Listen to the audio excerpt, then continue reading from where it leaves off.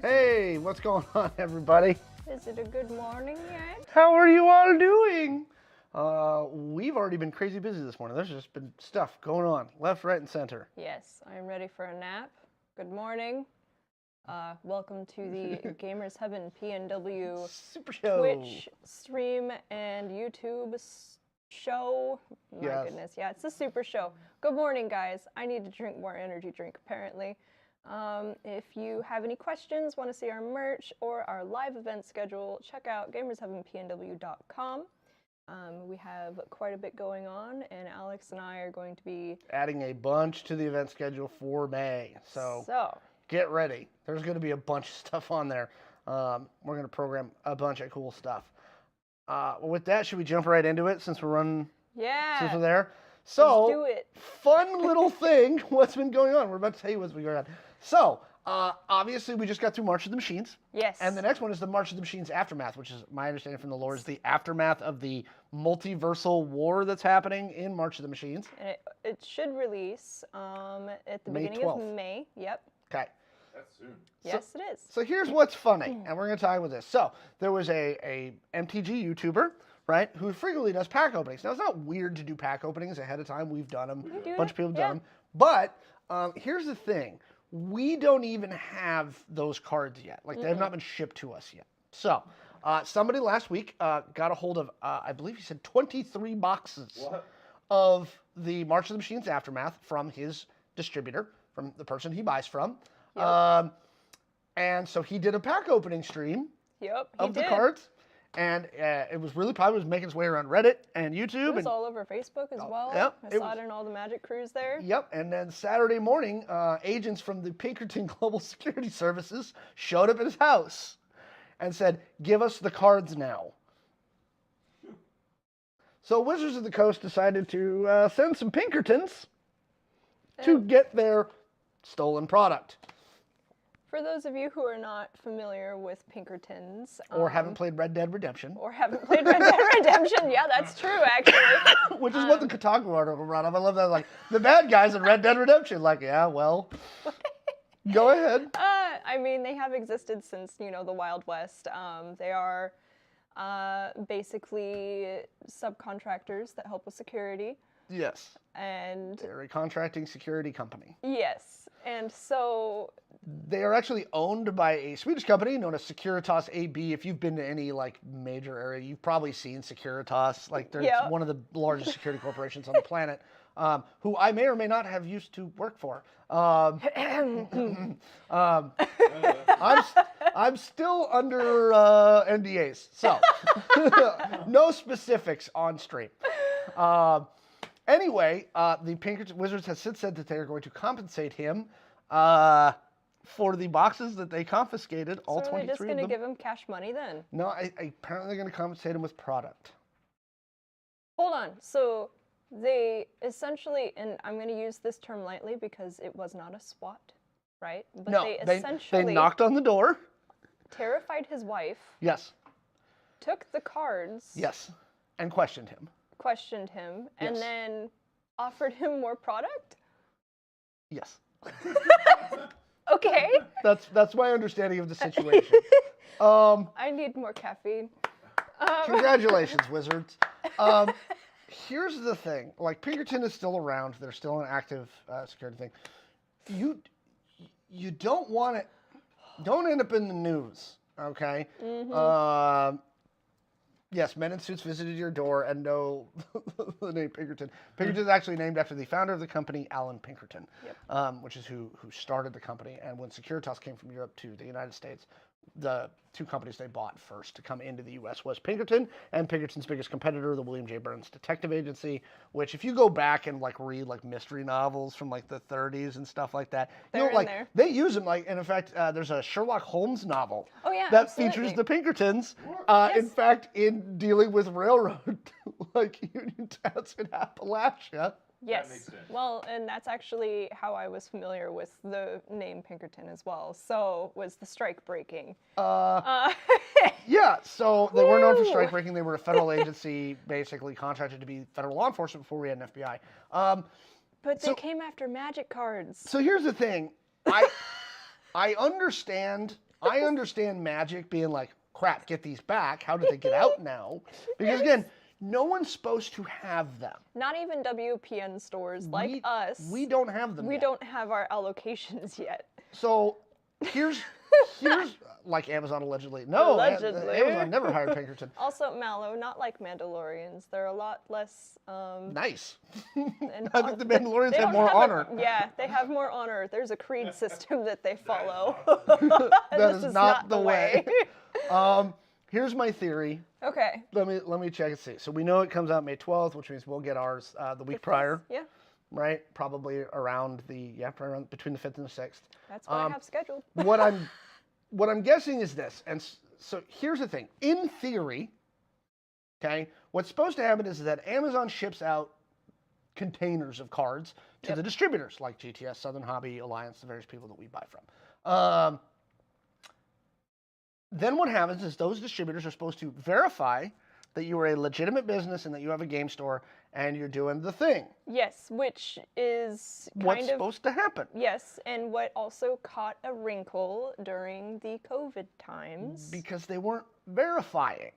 They weren't. Which is where a lot of these online card sellers come from. Like, yeah, I have a store, and they're running out of a storage Totally room. not out of my garage. Yep. And so I know we talked to one of our distributors, and the sales rep was actually out in California doing visits to stores to verify that they actually had a thing. And if they didn't have a store, their account was getting shut down. Because this isn't supposed to happen. There's a series of steps that happens here.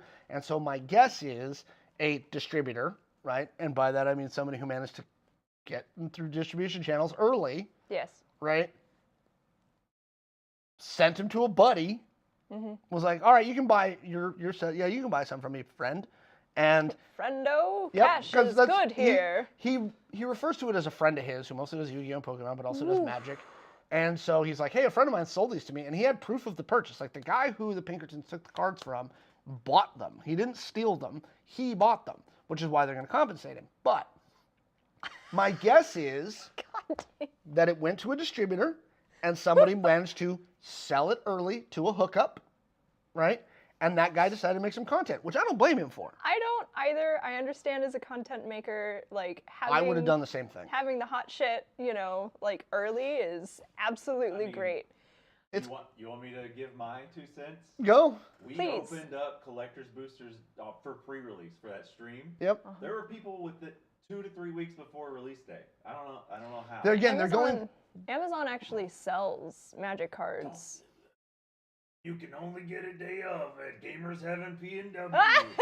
So, the point is that what's happened is that once Wizards sells their cards, they don't care really what happens after that stage in the process. They got the money. They're fine. Wizards doesn't want to be a logistics company. We're going to touch on this in our next topic. It's also why they don't touch the secondhand market very much. They don't want to be a logistics company. They don't care. So they send it out to the distributors and to the people who who Wizards is willing to sell directly to, and that stuff's bound to get out at points. Okay, it's gonna happen. It's gonna happen on a limited basis, but it's gonna happen. I just want to know, if they clamp down on the distribution channels and actually enforce the policies that they were supposed to be enforcing, this wouldn't happen. This is true.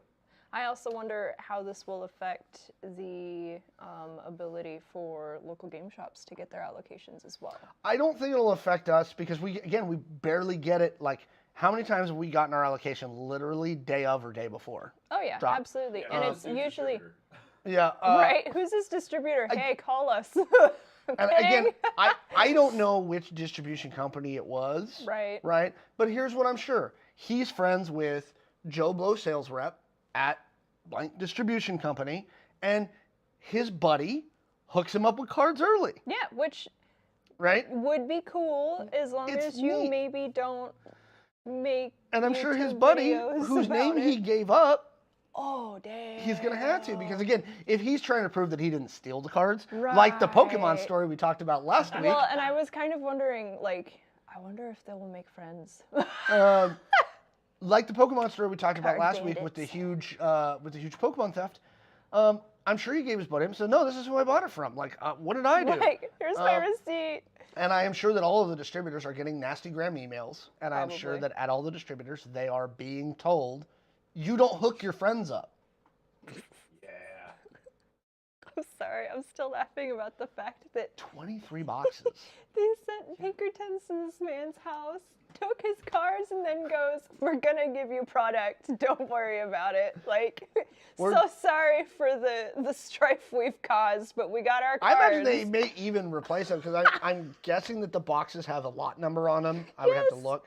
Boxes have lot numbers on them. And so what they're gonna do is they're gonna take the lot numbers and they're gonna trace where the dang cards came through, so they can figure out exactly how they got into this guy's hands. These are our cards. We'll give you new ones.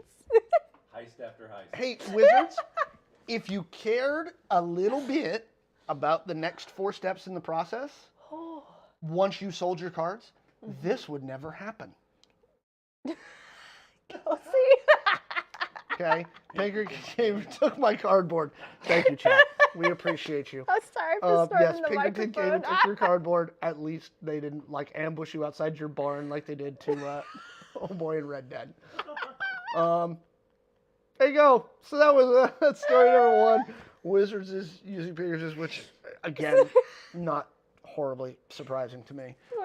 When Alex walked in to tell me about WotC and Pinkerton, I very much guessed that it was like D&D books being stolen or something like that. So this is even funnier to me. Because it's magic cards. It's magic cards. And Taylor's dying now. I am. So the moral of the story is, if you got a hookup with your Don't spill it on the internet. Don't put it on the interwebs. Be cognizant of the hookups you have to make sure that you are not messing up whatever good thing you might have. Exactly. If you're going to be a criminal, don't be stupid. Okay, so... And I'm not calling him as a criminal, because he actually bought the cards. He bought the cards. He was like, oh, cool, I can do this thing. Yeah, so... It's dumb. Also, let this be a lesson to anybody else. Like, be careful about what you're streaming, because there's stuff. And so, as much as I would love to get stuff early and like hype it out, like we won't. Absolutely. We got to be really careful about it. All right, topic number 2. Yeah. Okay. So we're going back in on WotC. As Philip DeFranco says, don't be stupid. Yes. Not just WotC. And I actually think this is one you're going to... I'm going to relate to this pretty heavily, especially as I'm a creator. You're a creator.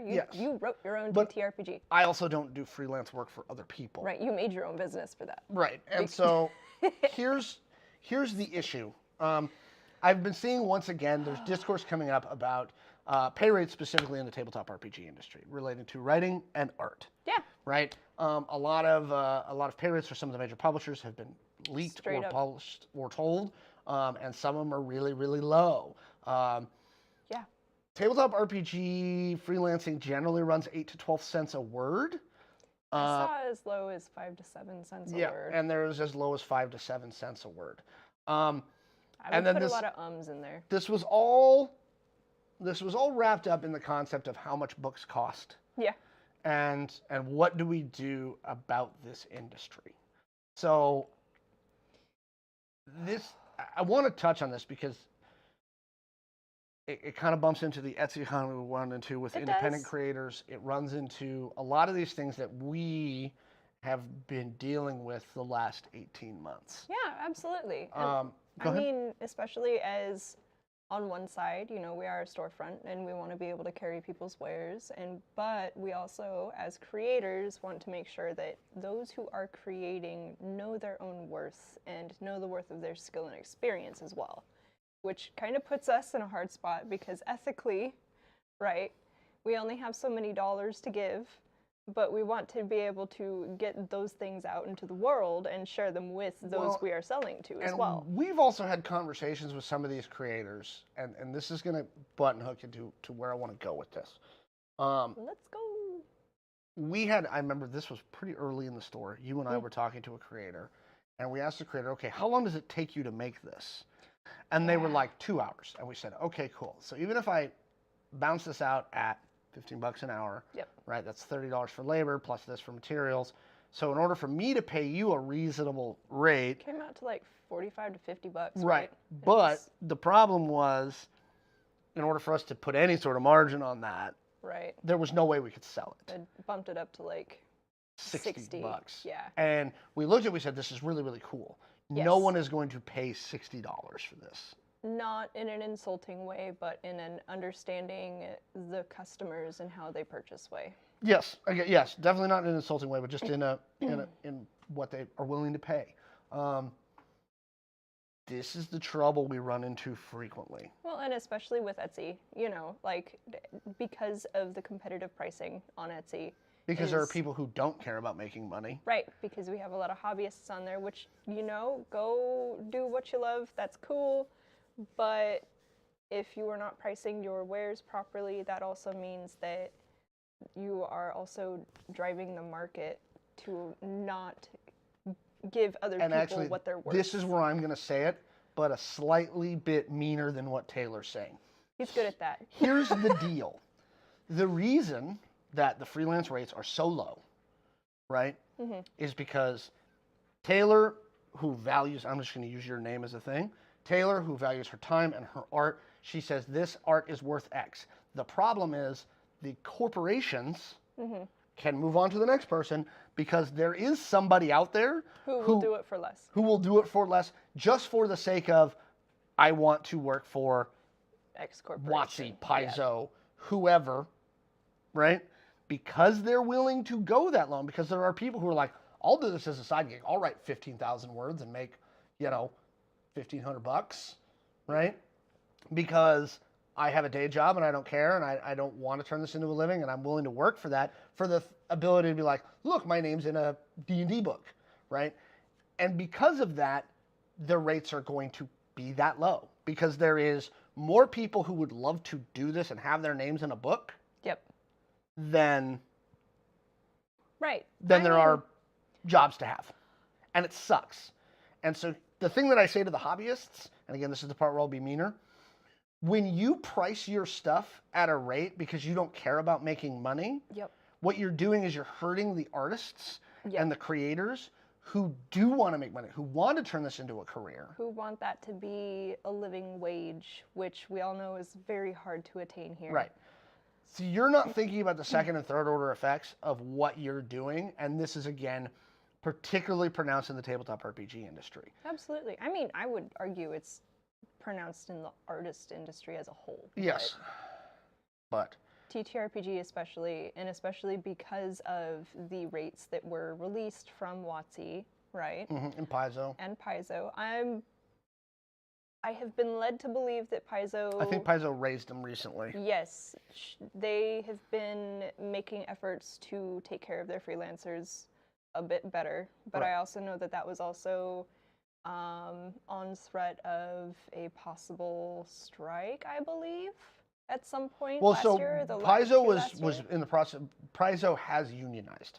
Okay, this is where the next thing is. To my creators out there, bingo, Kelsey. Here's what you need to do. The screenwriters have a guild. Things like that. You need to, if you want to do this, going on Twitter and attacking people and doing this stuff is not the way to do it. You need to form collective action. Yes. Right? Together we are strong. That is the only way. Now, here's the thing. It's going to take a lot of you. Yes. You are going to have to get a significant chunk of the freelance writers out there who are working for these big companies to say, yes, I am willing to put my foot down and not work until we are compensated fairly. Right? Yes. And so that's the only thing that's going to work. One of the suggestions we've made was raising the price of books. Now, I've been one of the people that's been I've said very loudly, I think AAA video games should cost $80. Sorry. With the caveat, right, that AAA. they have AAA. And that they have full QA and bug testing. And that's all the kinks. We're not waiting for like a release that will patch I'm not talking about patch. I'm saying if you want fully functional AAA titles, you got to pay $80, $90 a title.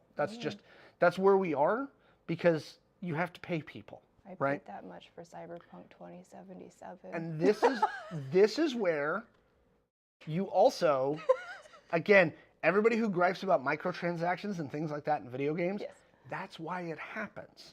It happens to offset it. They need to offset the fact that they can't raise the prices. Tabletop RPGs, the lines on those is even tighter, okay? Especially with publishing. Yes, okay, and especially with the big boys have decided this is how much we can afford to charge you for a game, MSRP. And so everybody else has got to kind of follow that market rate.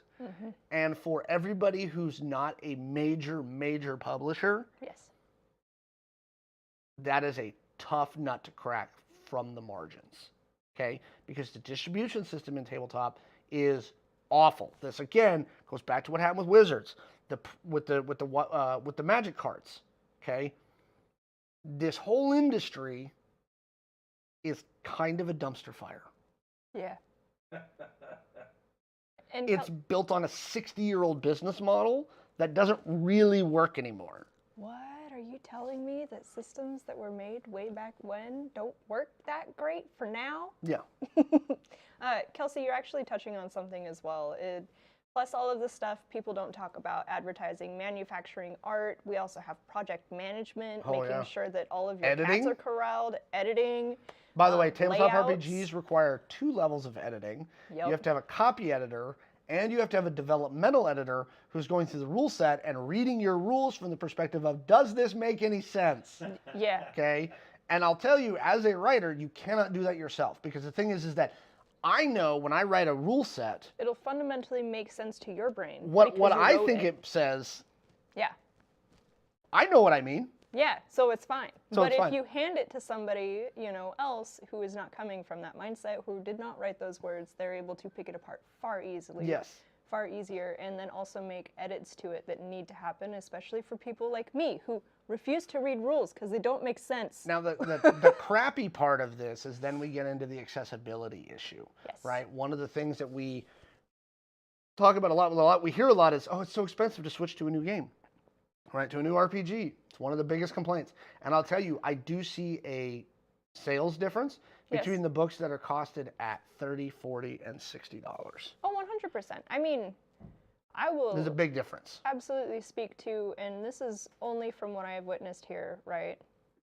A lot of our indie TTRPGs fly off the shelves to the point where we don't have the stock for it. Like, we're out of a couple right now that we have to wait to get stock back in for. Mm-hmm. And we just have D&D sitting on the shelves at the same price. D&D's... That's sets. D&D's going to start slowing down in sales, I think, once we get closer to the Rules Update 2024. D&D 5.05? Nope, it's Rules Update 2024 for 5e. Wow, that's so wordy. I'm really glad that they're writing books. 5e. Yes, it's Advanced 5e, something like that.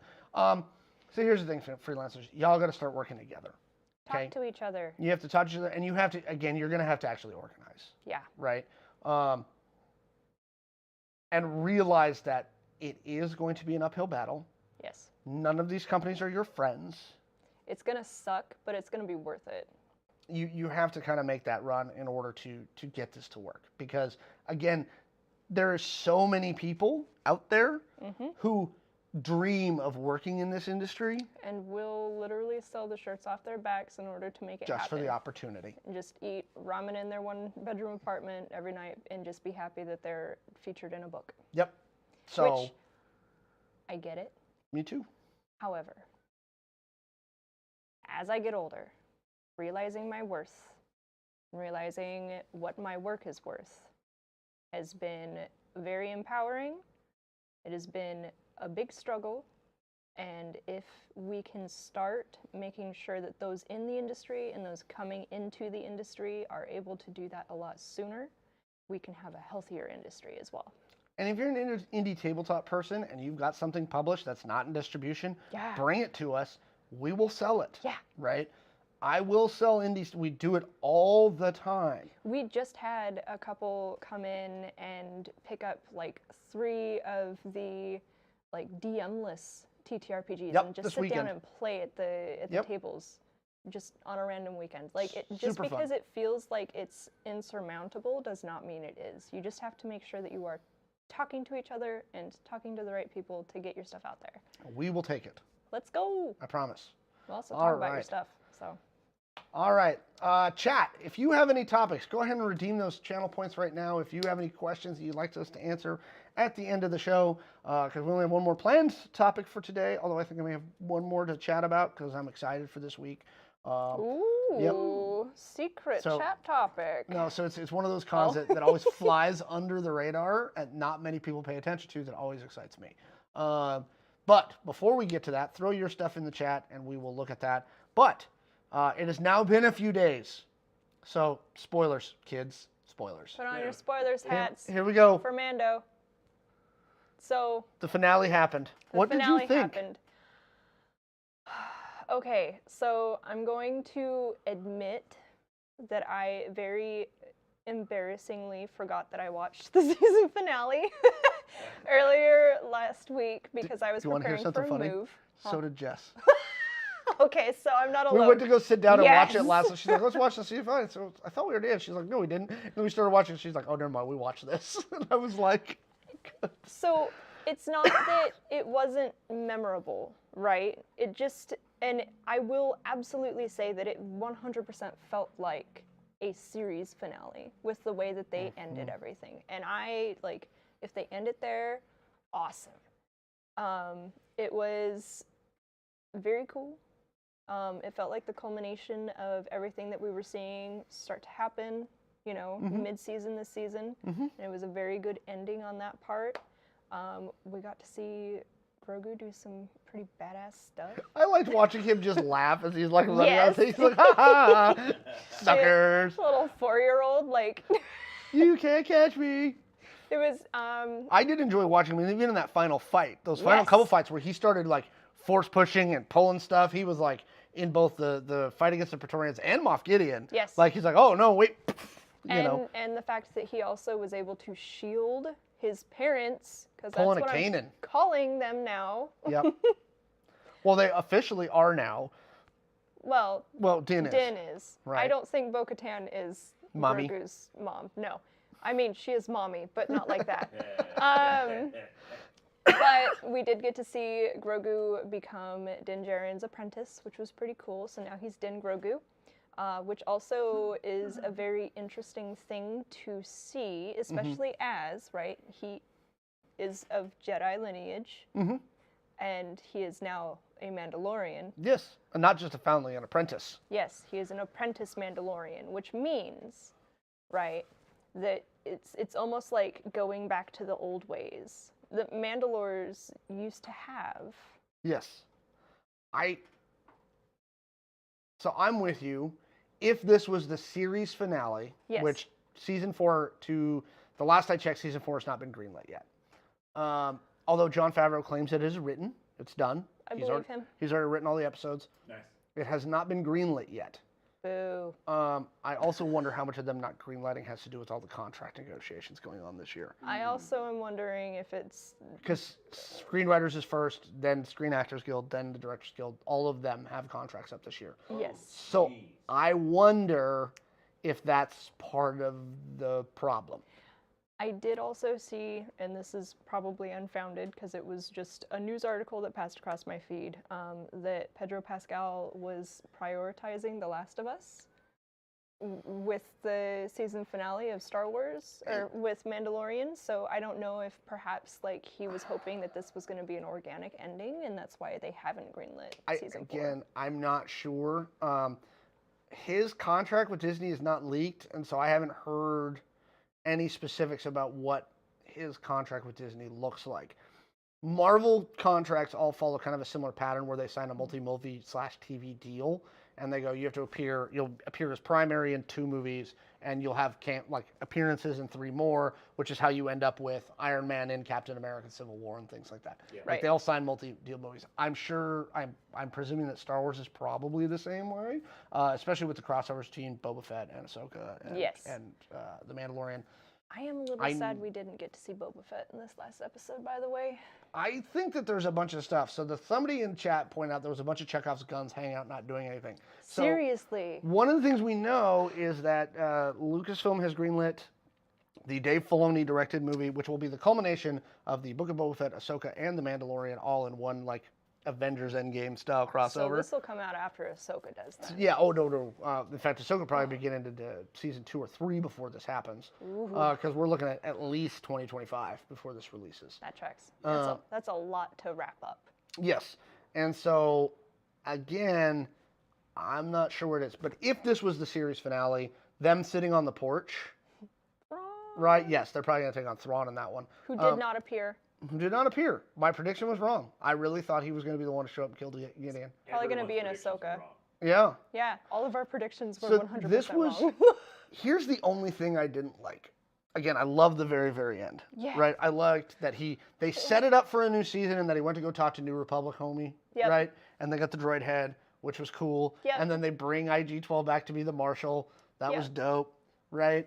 Loved them sitting on the porch with Grogu playing with the frog. Yeah. Perfect way to end the series. It was wonderful. Here's my only gripe. I wanted one of them to kill Gideon. Yeah, him hanging out there still does No, not no, make he's me... dead. Are you sure? Look, if they bring him back at this point, I'm actually going to be irritated at Star Wars. He was wearing the Beskar armor. But Beskar armor doesn't. So were Bo-Katan and Mando, and Grogu still had to make a shield to keep them from like cooking alive. Well, yeah. Right. So I presume that he's just cooked alive, and that's what that means to me, is that he was cooked inside the armor. Hold on. He held up the thingy to keep Bo and Din alive. Hold on, though. Right. Go. Because they made Gideon's armor sound like Darth Vader. Yeah, it's So Dark Trooper armor. Hold on, because if he's cooked alive inside the armor, they're just gonna bring him back like Darth Vader. Dave, John. No. No. I bet you I bet you. No. I bet you. Okay. No. I don't want. Are you sure he's dead? Is the most classic question. Especially in Star Wars. He better be. Okay, I'm sorry. Like, now, listen. Here's the thing. Anakin laid on the lava beds. And I am. They brought he him also back. had the Force. Did he have the high ground? Gideon talked about splicing the Force into himself. But he didn't. That's why he was mad, because they killed his clones. Yeah, but. But they killed his clones. Here's the thing, and don't get me wrong, nobody likes the actor who played Gideon. I love him. I also I love him as an actor. And I hate Moff Gideon so damn much. I've actually been meaning to. I was going to play Far Cry 6, only because he was in that game. I liked it. Okay. We liked it. We played a lot of it. Only because he was in the game. I also had because there was some other stuff that I heard about Far Cry 6 that kind of made me go. There were some things. I wanted it to be, but let's presume for the moment that he's dead. I wanted it to be Bo or Din to kill him. I didn't want, like, the fact that he just dies because Homeboy crashed the ship in, like. I don't think he's dead. Boring. I don't think he's dead. Boring. I think that you're going to get your grand finale. No, even worse. He's going to turn up like crispy ass Darth Vader. I don't. It was like a 3-minute almost long shot of fire. Yeah, so? It was a lot of fire. Crispy ass Darth Vader. I don't care. Don't do it. I want him to be dead. But first off, I want him to be dead. But I wanted it to be Bo or Din. You wanted it to be. I wanted vengeful. them to kill them. You wanted some righteous vengeance. Yeah, like some right. Like I think that was kind of a cop-out way to kill him. The fact that 2 Mandalorians. Here's the thing. That's didn't manage to kill him. That's the part that I think bothers me the most. The fact that 2 Mandalorians and Grogu. Yeah. Like this 55-year-old former regional governor, which is what a Moff was. In right? Mandalorian armor. In like Beskar power armor, the fact that the 3 of them could not kill him. I think he's gonna come back. It bothers me. Yeah. It bugs me. That's why I think he's coming back. Each and every season. No, I don't want him back. He's gonna show up. Okay. I'm Moff Gideon. Well, not as stupid as the Palpatine returns idea. Yeah, it's true. Okay. Bringing back Gideon at this point is really just cheese. If they bring back Gideon, then they could have, like Darth Jar Jar. It'll be fine. No, I'm done with Gideon. Okay. I think that's probably my biggest gripe about the episode. By the way, have you seen the memes about the sliding? No. It's all over TikTok, because if you go back and watch the episode, like so many people do like armor slides. It's like whoosh, slide here, whoop, slide here, and so there's all this like sliding on the ground, and nobody like finishes like running someplace. They have to slide first. I do love the fact that they had was a great meme. An aerial battle with their jetpacks. They That finally was cool. remembered their jetpacks, and I'm so proud of them. I loved watching the armor. Yes. Just beat people to death. With her, yes. I remember that in the first season was one of my favorite moments in the first season was when the armor hits the stormtrooper and you see the helmet just shatter and you're like, oh, this is different. Maybe he'll be a clone with force powers. No. Kelsey. No. Oh. Here's the thing. We already see where this is going. They allude to Project Necromancer in the episode before. So obviously we know what's happening there. They're trying to spice in Force stuff, which again ties into the sequel trilogy. So for those of you out there who thought they were going to like decanonize the sequel trilogy, just go ahead and throw that out. It's not happening. Hold on and wait and watch. They're making another Rey movie. Okay. I'm saying they're not going to decanonize. So for the people out in TV land who were like, they're going to decanonize, John and Dave are going to decanonize 7, 8, and 9. Why? No, they're not. Why would they, though? Because people hate those movies. Okay. They're grumpy about it. Everybody's grumpy about everything. I don't care anymore. I like 7, whatever. 7 was fine. 8 was good-ish. It just had a couple of small problems. I will confess I don't remember watching 9, and I don't know if I have. 9 was fine. I was... And I do know that you talked about earlier John Boyega being approached. The rumor is that Boyega may come back for the Rey Skywalker film that's in the offing. Boyega has been extremely vocal about his disappointment in Disney and Lucasfilm regarding the sequel trilogy, and he has rightfully so. But he, unlike many actors, has not held back. No. He has stopped short of being like F you, but... So is he done then? That's the thing, is that there's reports that he's coming back, and I think Disney has enough money to dump a truckload of it at his house, but... Yeah, the They Fly Now line from episode 9. I don't know, yeah, and that again was one of the problems with episode 9. Question for you. Yes. With the aerial battles, and the armor with her stuff. Yeah, with her giant hammer. Yeah. I told Taylor, I was like, this seems like a very EU thing. Yeah. Yeah. They're pulling some stuff from the Mandalorian stuff that Karen Travis was working on from the old EU. They've brought back Thrawn. They're bringing back elements of the old EU. I feel like they're being selective on the things that they're bringing back, which is not a bad thing. I think they're doing a good job with it. They're certainly crafting something. I'm interested to see where it goes. I'm excited for Ahsoka, but I know Joe's not. Too. So I'm excited for Ahsoka. Ahsoka looks like it's going to be really, really good. Yeah. I am hopeful. So I will say that after watching The Mandalorian and the Book of Boba Fett, I'm going to say this, and y'all can get salty about it if you want to. Here we go. I don't like Jedis. I don't like them. Like, living without emotion?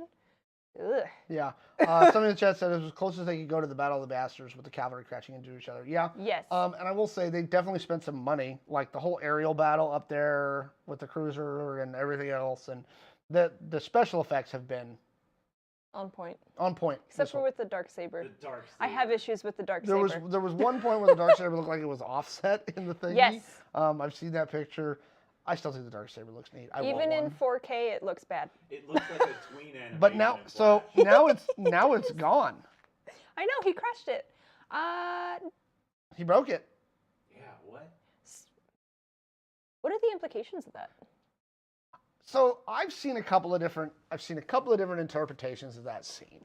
One is that the Darksaber isn't needed, and even though he breaks the Darksaber and dies, at the end, after that fight, the armor still gives Bo the torch to light the Great Forge of Mandalore, right? It's a big deal. Which is their symbol that you don't need the Darksaber to rule Mandalore and to lead these people. I wonder if it's because she had it and had not necessarily been defeated. No. Therefore, she was still, like, by the creed, accepted as leader.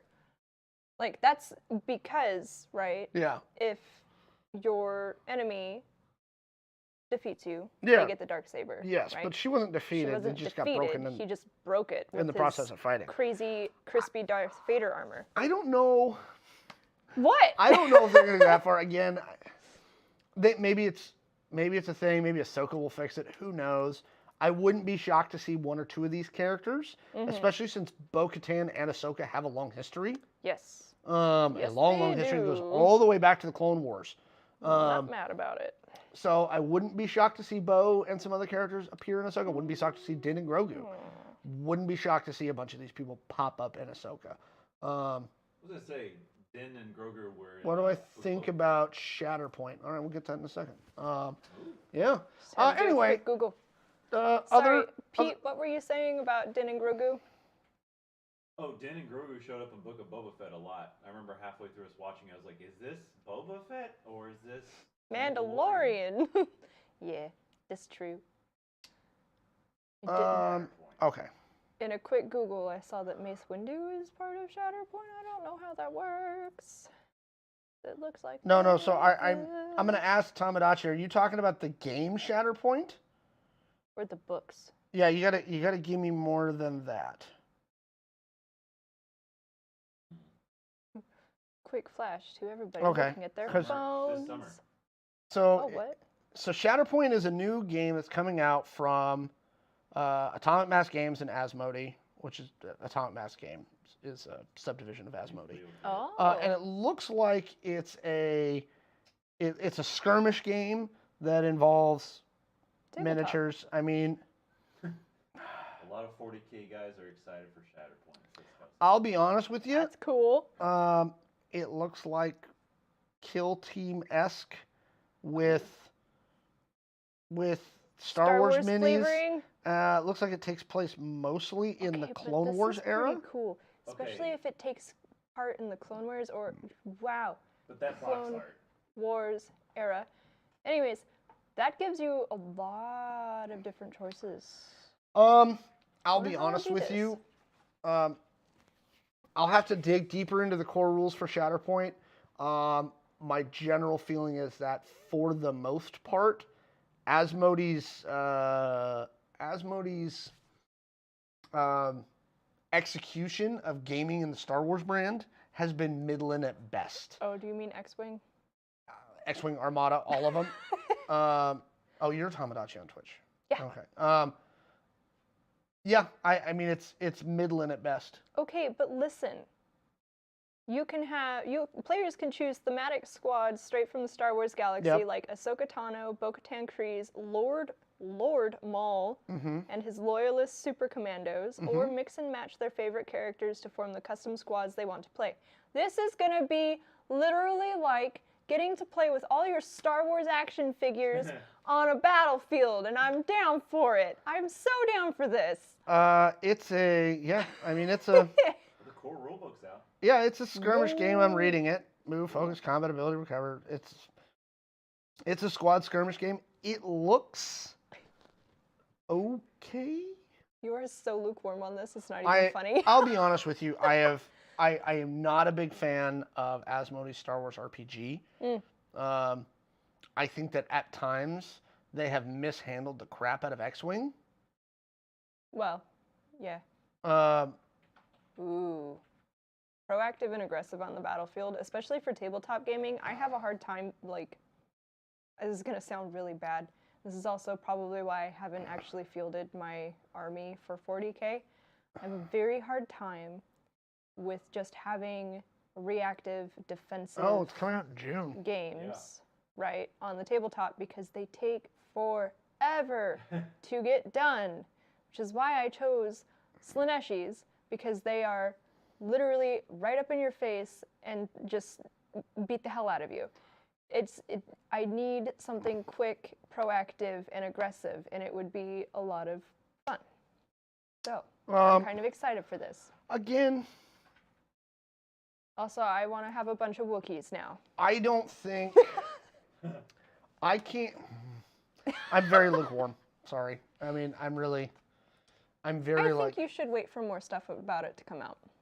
I think they've really mishandled the license in a lot of ways. I did love the Star Wars D6 game.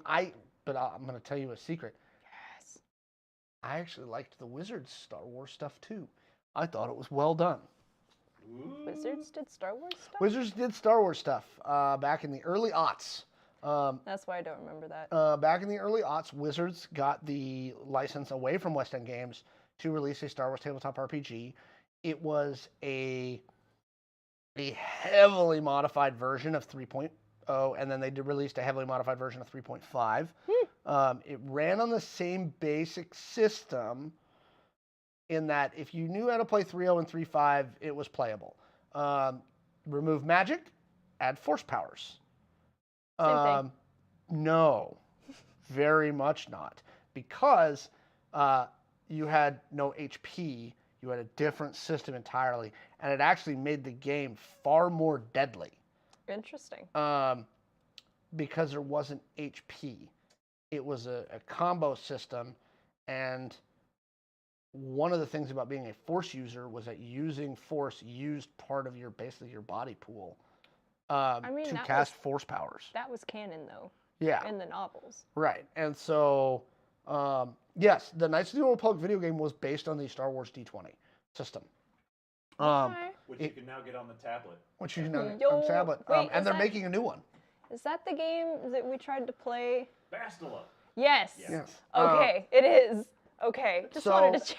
Yes, it did. And then actually when 4th edition came out of D&D, they released a new version of Star Wars that was heavily based on 4th Ed D&D.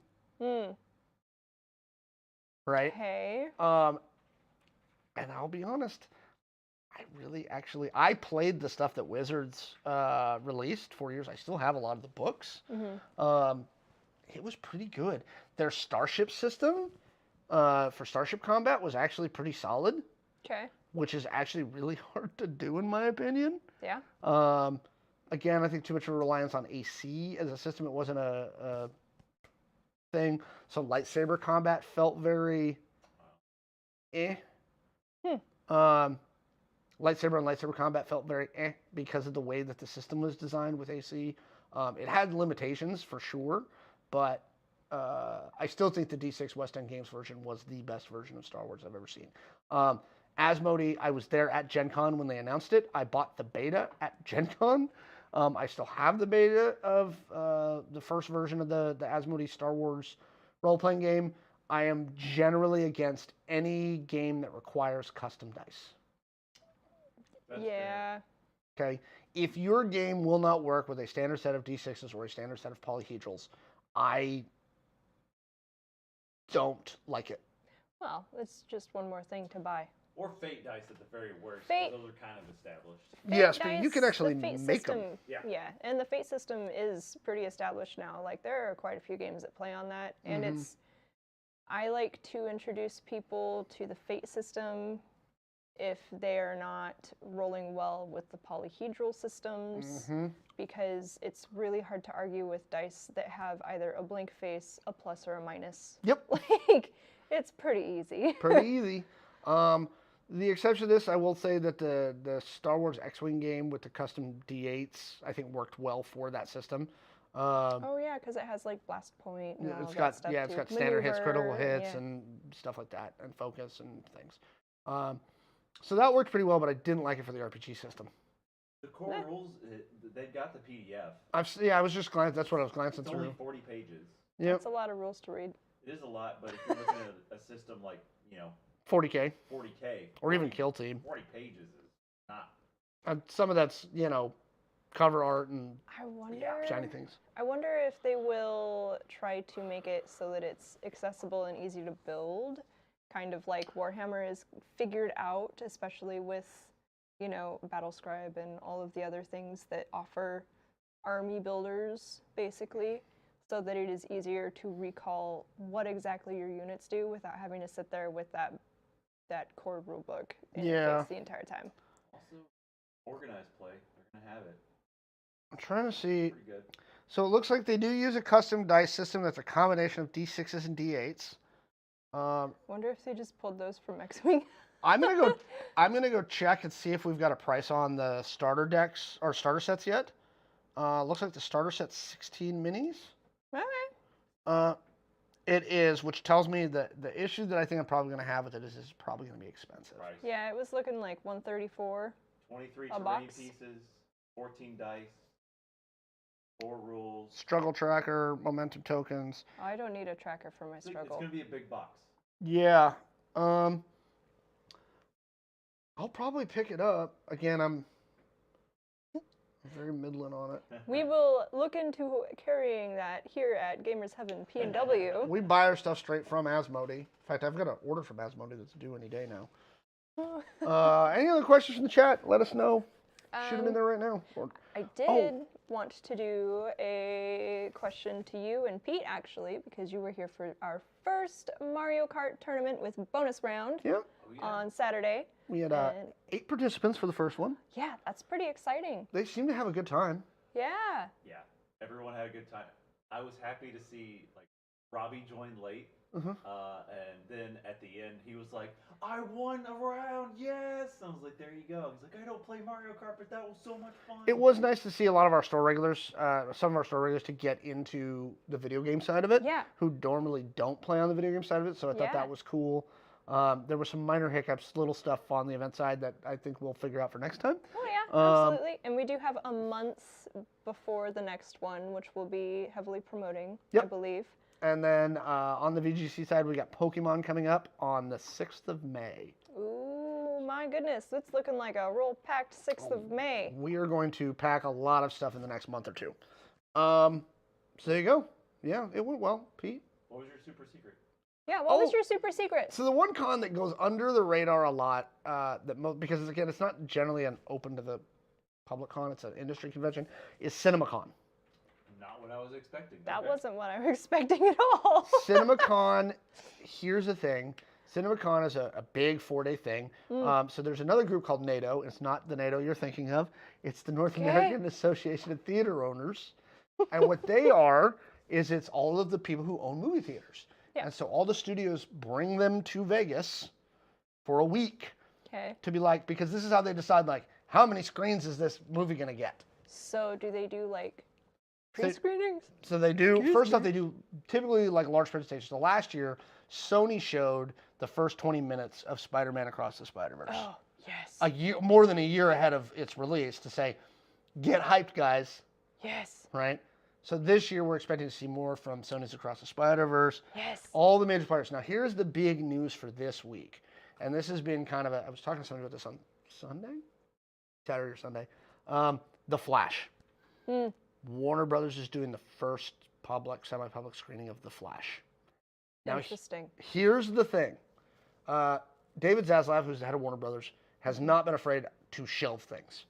That's true. If he didn't like what was going on there, Warner Brothers is in the trash. Warner Brothers is not afraid to block. They had another Game of Thrones pilot that they spent $3 million on, right? That was supposed to go way back. It was supposed to tell the story of the war between the Children of the Forest and the First Men. They did a $3 million pilot. And then? They threw it in the trash. Why? Because they didn't like it. They were like, it's not good enough. Think about the quality of stuff they put out, right? You mean with the Starbucks cups? Okay, that was a mistake at the end, and we can blame Dan and Dave for being lazy at the end. The really dark shooting? Okay. Dan and Dave were done at the end. Listen. I'm saying the first 5 seasons, you were not saying that about Game of Thrones. It was $3 million. House of the Dragon. $3 million's kind of nothing for that. For a single episode. Still haven't watched Hot D. $10 million per episode there towards the end. Towards the end, but again, for a pilot, $3 million for a pilot episode, and then to just throw it in the trash. Yeah. That's a lot right? of money. So here's the thing. James Gunn has seen it. Now that he is the co-CEO of DC. Now keep in mind, James Gunn had nothing to do with this movie, and how well this movie does will have no reflection on James Gunn and his head up of DC Studios. True. He says it's the best comic book film he's ever seen. What? With all of the issues that have been happening with Ezra, right? The fact that the star of the movie can't promote the film. Nope. They're not bringing Ezra to promote this movie. Nope. It's the end of the DCEU. Yep. The fact that Warner Brothers is going, theater owners, you need to see this film. Before you decide. Before you decide how many screens you're giving us. They're showing the movie this week, so you're going to get reactions and people telling us whether this movie's any good. Now, here's the thing. Pause. Putting Ezra over here for just a second.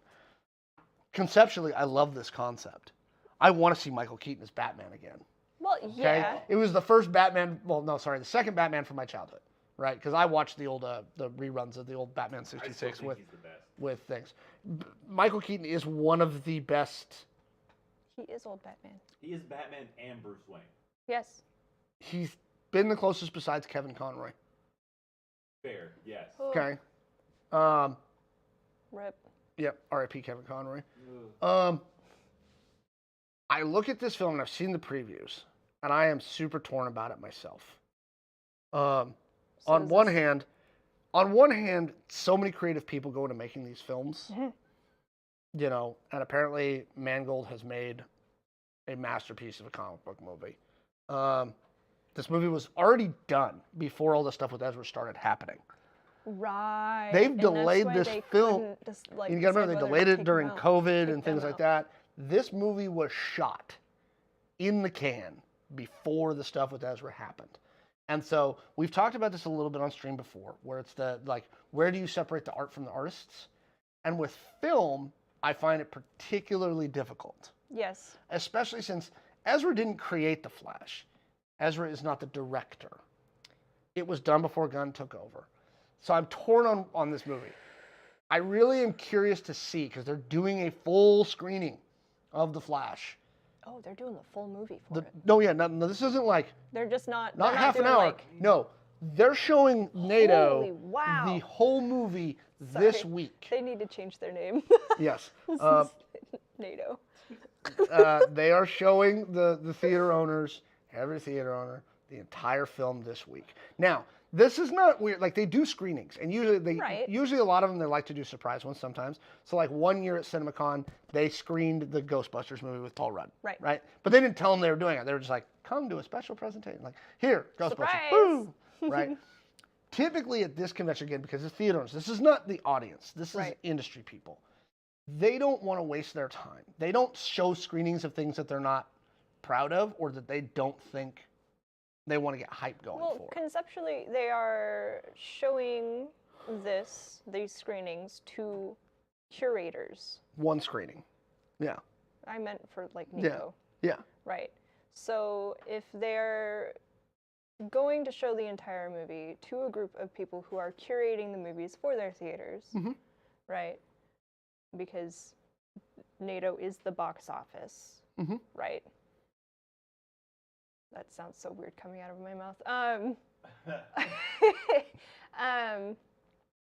I'm wondering if, they're kind of waiting on this group of people to kind of be the final say on whether or not this movie should even see the light of day.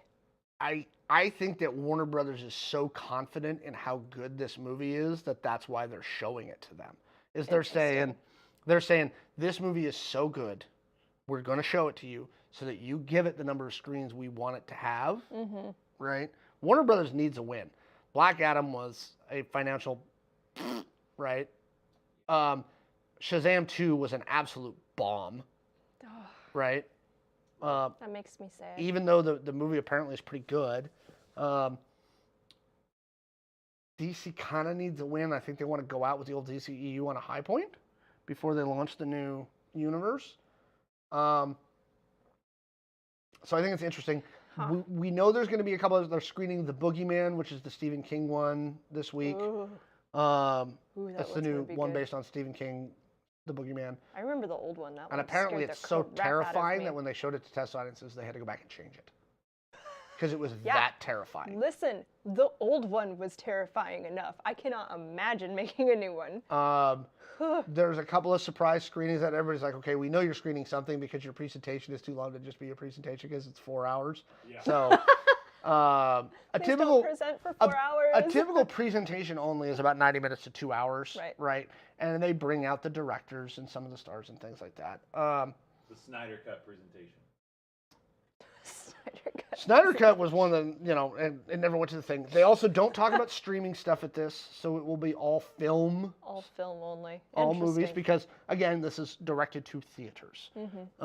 One year they showed, the first year that, they showed Top Gun Maverick before it came out. They do a few that they're like, you need to see this.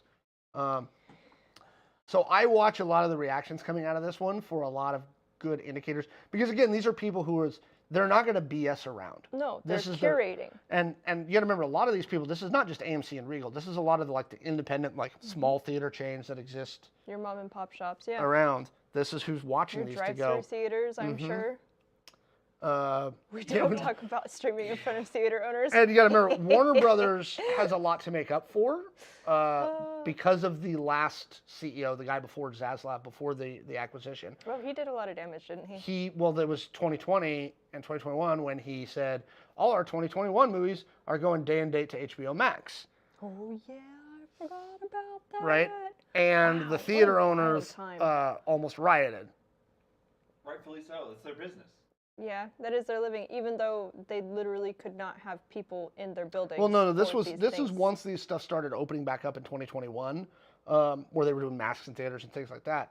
You know, they were like, we're doing day and date to streaming, and the theater owners lost it. Still stuck on James Gunn saying that. I mean, maybe he's modest. He's made some great comic book movies. No, but he didn't make this. I know, but for him to say that, I mean, he would probably discount his own as like great comic book. And here's the thing: I don't think he's under any obligation to heavy promote this film. No. Right? I think he's like, he could be like, it's a good movie, you should go see it, and shut his mouth, and he'd be okay. But it potentially messes with his credibility if it's not good, and that does lend a lot of weight. I mean, we know it's lightly based on Flashpoint. Right? Where Barry goes back in time to save his mom. Yeah. And changes the universe, which is how I think he ends up where Michael Keaton Batman is, and not Ben Affleck. But we also know that Ben Affleck Batman is also in this movie. Batfleck is there too. Sweet. So we're doing some multiversal jumps with the Flash, which fits. I hope it's good. I hope it is that good. Yes.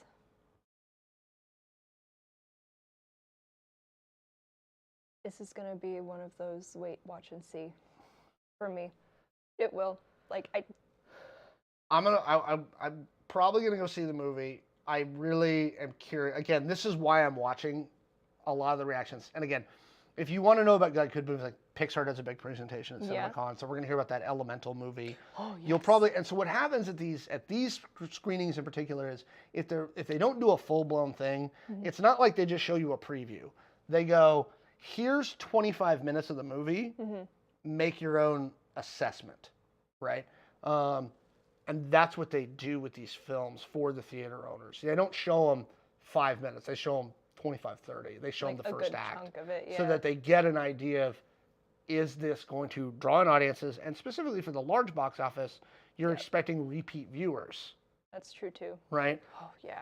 Okay. The ones that are hitting the $1 billion club are getting repeat viewers. People who go back to see the same movie in the theater multiple times. I'm guilty of that. I've done it for multiple Star Wars movies. Guardians of the Galaxy really got me. Right. So did Guardians 3 comes out next week. Oh my God. Next week? Yeah.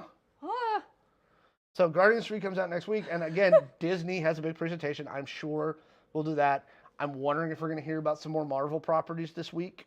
Or if we'll get some good previews of some kind of indicators about the Marvels and stuff like that. Bad Good for DC point. is coming after Marvel's multiverse story arc. I don't know. Well, I don't know. was just thinking about this. I kind of realized that, like, I loved DC as a kid because I grew up watching Batman, you know. Love that. And the Justice League, loved them. But other than that, I don't have many heroes in that universe where I'm like, yeah, as much as I am for Marvel. And I don't know if that's because Marvel has done such a good job with their movies to make it so that I am conditioned that way. I mean, I love Batman. I love Batman too. I thought Pattinson's the Batman was great, and I'm looking forward to the Penguin show with Colin Farrell. Yes. I also slept through The Dark Knight 6 times. How?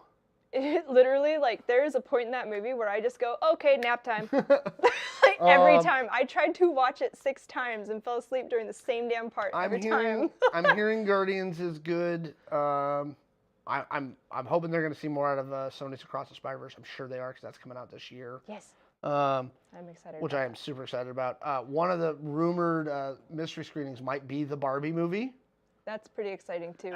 That might be one of the mysteries because I think it's Universal. Watching Ryan Gosling's interviews about the Barbie movie have just give me life. It is fantastic. It is still one of my most anticipated films of the year. Vertigo was good, Kelsey. I do like Vertigo. Vertigo stuff is just great stories. Yes. Great stories. So yeah, CinemaCons this week. I'll be watching stuff out of that. In fact, one of my streamer people has already done his thing for the day, so I will go look at that later. It looks like a fun ride. The Guardians ride is fun. Actually, the Guardians of the Galaxy ride at Disneyland is hilarious. For those of you who don't know, Alex is one of the biggest Disney adults I've ever met. And I'm not even that bad. I've met some Crazy Disney adults. It's true. I'm waiting for the day that he sprouts the Mickey Mouse ears spontaneously. I don't wear the mouse ears anymore. He likes the Disney business. He comes in. Did you watch D23? The business. I was like, I don't know what that is. I don't know what that is. What is it? It's all the businessy business things. I do enjoy Barbie watching ride. this. Barbie does look like it's going to be a fun ride. But yeah, if you haven't ridden the Guardians of the Galaxy ride at Disneyland, highly recommend it. It has the whole cast. Okay. Like in Like the ride. there, the entire time? They filmed them for the ride. A lot of money to pay them. I'm sure Disney paid them a lot of money to be like, you're going to film. I mean, total it's probably, because it's a ride, it's probably 4 minutes worth of screen time. And it's probably, well, including the other stuff, Bradley Cooper put in the most work on that one, because that's probably It's Rocket Raccoon, yeah. 30 minutes. Yeah. Because there's a whole intro sequence Wonder if doing with an Rocket's animatronic voice rocket hurts. walking around the top of the room. Oh. Huh. Wow. I wonder if doing Rocket's voice like hurts his throat. I don't know. He's it's kind of weird. himself. Yeah, it's true. Disney 100 packs? It's all over the TikTok. Those are Secret Lair, I think, the Disney 100 packs. I've seen some really cool ones. There's a Steamboat Willie one that just like, mwah, and they're holographic. They're pretty cool. We have not received any, Kelsey, but we can always look into it. Oh, they're Weiss. Oh, is What? it Weiss? That's why. Okay. Oh. Not Magic. Weiss is kind of a pain in the butt for us to get. We still might be able to get some. It's Weiss. They still look cool. Not what I expected. It does. The box I is legitimately thought that they were Secret Lair. Nope, they're Weiss Schwartz cards. Dang, That is expensive. incredible. Why is Weiss releasing They're only Disney cards right no. before Lorcana? What's his name? Jordan told me about it. It's only Japanese. It's Japanese only. They're not an English release. I have a hookup. I was gonna say I'm looking at buying them, and it's Bushiroad, but it's Bushi, in yeah. Japanese. Bushiroad JP, yeah. Yeah. They are. It is only. Sorry, I do remember this now. Yes, it is a Japanese language only release for Weiss Schwartz. They would be pretty cool though. They are pretty neat looking cards. All right, Steamboat Willie. that's it. We're done for the day. It's 1 o'clock. We love you. Do work. We gotta go do other things. I need to go drink more caffeine. Yes, and we've got a lot to do today. Woo! We love you. Pete will be back for a stream tomorrow. Pete stream. Yes. Pete stream tomorrow. Are we more Cult of the Lamb, or what are we switching it up? Yeah, people seem to like Cult of the Lamb. Okay. We're gonna keep going. Super hot right now. So yeah, more Cult of the Lamb tomorrow with Pete, and we'll be back on Wednesday with Super Show. So we'll probably have some reactions from CinemaCon about some of the stuff that's coming out. Although I think the flash screening is actually on Wednesday, so you probably won't hear about that from us till next week. We'll do what we can though. Phil is not back until the end of the week, so it is really just our team without Phil, which means we are doing our best to make sure everything is keeping on and keeping on. keeping on. Yeah. Love you guys. Love right. you guys. See Thanks ya. for chilling with us. It's the ending song. We Drink some sing water, be songs. kind to yourselves. We sing some songs. We sing songs. Songs. Ending It's the end song. song.